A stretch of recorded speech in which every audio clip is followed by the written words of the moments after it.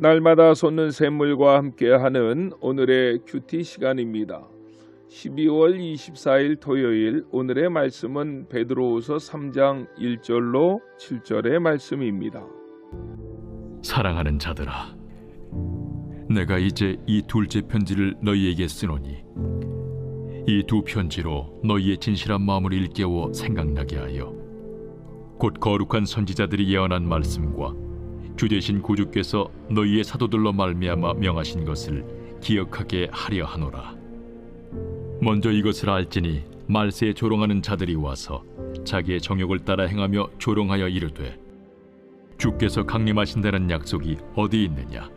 조상들이 잔 후로부터 만물이 처음 창조될 때와 같이 그냥 있다 하니 이는 하늘이 옛적부터 있는 것과 땅이 물에서 나와 물로 성립된 것도 하나님의 말씀으로 된 것을 그들이 일부러 잊으려 함이로다. 이로 말미암아 그때의 세상은 물이 넘침으로 멸망하였으되 이제 하늘과 땅은 그 동일한 말씀으로 불사르기 위하여 보호하신 바 되어 경건하지 아니한 사람들의 심판과 멸망의 날까지 보존하여 두신 것이니라. 새로운 아침입니다. 여호와 샬롬, 하나님은 평강의 주님이십니다.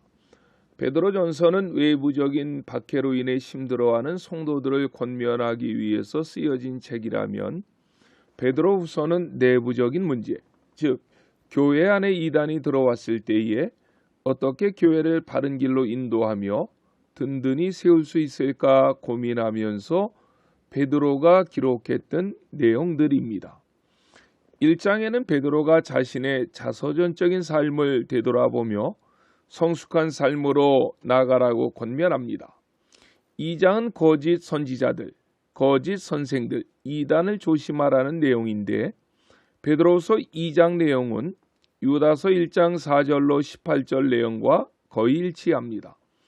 3장은 거짓 선지자들이 주님의 재림이 이제까지 없는 것을 보니 예수님은 재림하시지 않는다고 주장하는데 예수님의 재림은 반드시 있다고 선포하면서 마지막 때에는 무엇보다도 종말론적인 신앙을 가지고 살아야 어려움의 때를 극복하고 이겨나갈 수 있다고 권면합니다. 구조적으로 보면 베드로후서 3장 1절로 2절의 말씀은 사이클 같은 내용입니다. 사도 베드로는 베드로후서를 쓰는 목적에 대해 다시 한번 짚고 넘어갑니다. 1절을 보십시오. 사랑하는 자들아, 내가 이제 이 둘째 편지를 너희에게 쓰노니 이 두 편지로 너희의 진실한 마음을 일깨워 생각나게 하여. 아멘. 둘째 편지는 베드로 후서를 말씀합니다. 그렇다면 베드로 전서와 베드로 후서를 기록했던 기록 목적이 무엇입니까?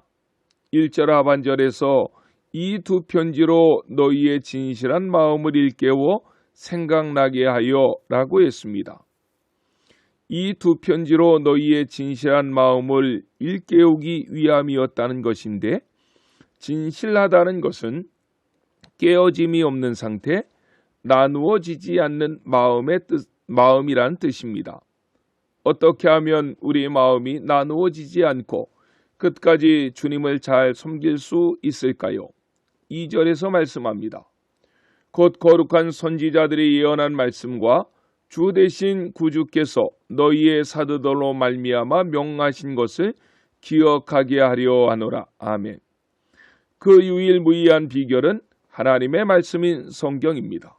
성경 말씀을 기억하고 묵상하고 배우고 암송하고 순종할 때 우리는 하나님을 나누어지지 않는 마음으로 섬길 수 있다는 것입니다. 하지만 이단은 그 말씀에 따라 행동하는 것이 아니라 정욕을 따라 행동합니다. 3절 말씀입니다. 먼저 이것을 알지니 말세에 조롱하는 자들이 와서 자기의 정욕을 따라 행하며 조롱하여. 아멘. 이단의 문제는 돈과 쾌락을 즐기는 정욕적인 삶에 있다고 베드로후서 2장 13절에서도 언급했습니다. 이단들이 돈과 쾌락을 즐기는 정욕적인 삶보다 더 큰 문제가 무엇인지 아십니까? 3절 하반절에서 말씀하는데 조롱하는 삶을 사는 것입니다. 이단은 무엇을 조롱한다고 말합니까? 4절에 보면 이르되 주께서 강림하신다는 약속이 어디 있느냐? 조상들이 잔 후로부터 만물이 처음 창조될 때와 같이 그냥 있다 하니 아멘.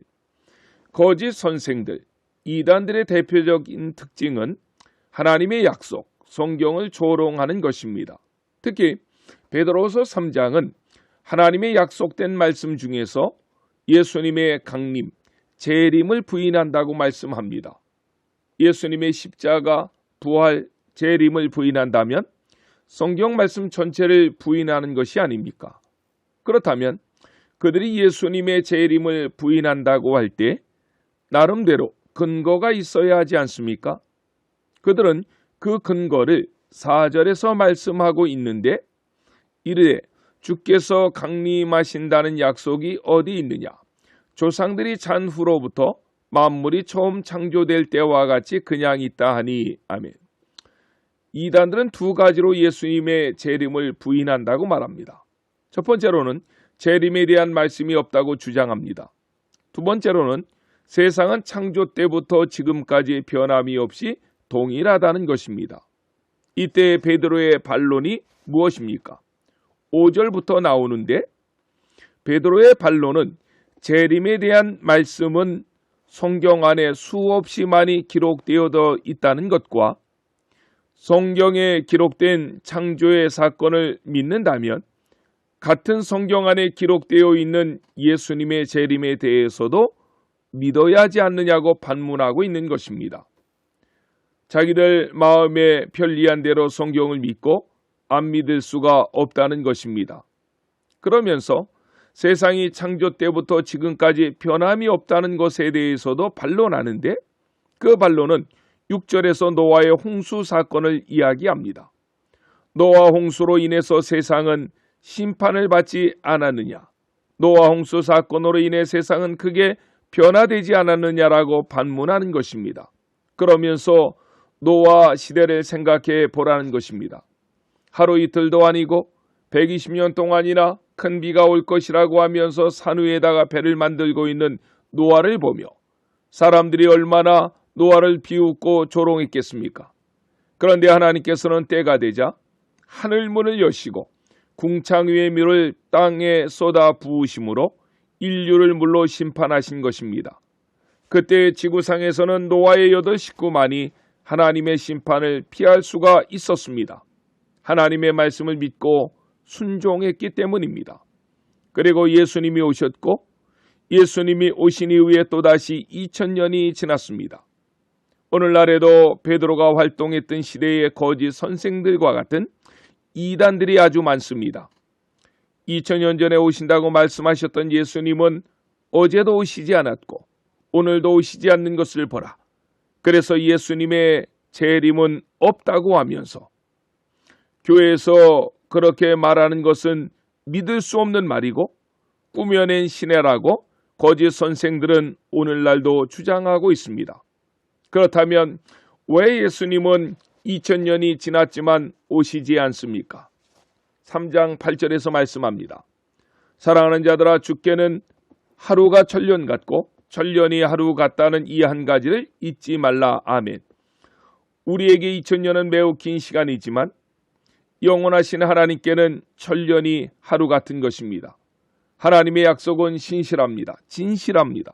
거짓이 없습니다. 주의 강림을 굳게 믿고 선포하는 우리를 세상이 조롱하고 비웃고 손가락질한다 할지라도 절대로 흔들리지 마십시오. 약해지지 마십시오.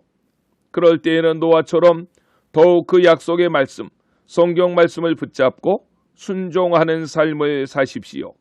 때가 되면 반드시 구주 예수님께서 강림하십니다. 그때에는 그 주님을 할렐루야 찬송하며 기쁨으로 맞이하실 수 있는 안천의 모든 성도님들이 되시기를 성삼위 하나님의 이름으로 간절히 축원합니다. 아멘. 주기도문으로 예배를 마치고 오늘도 우리에게 주신 말씀을 붙잡고 하나님 앞에 간절히 기도하시겠습니다. 하늘에 계신 우리 아버지, 아버지의 이름을 거룩하게 하시며 아버지의 나라가 오게 하시며 아버지의 뜻이 하늘에서와 같이 땅에서도 이루어지게 하소서. 오늘 우리에게 일용할 양식을 주시고 우리가 우리에게 잘못한 사람을 용서하여 준 것 같이 우리 죄를 용서하여 주시고 우리를 시험에 빠지지 않게 하시고 악에서 구하소서. 나라와 권능과 영광이 영원히 아버지의 것입니다. 아멘.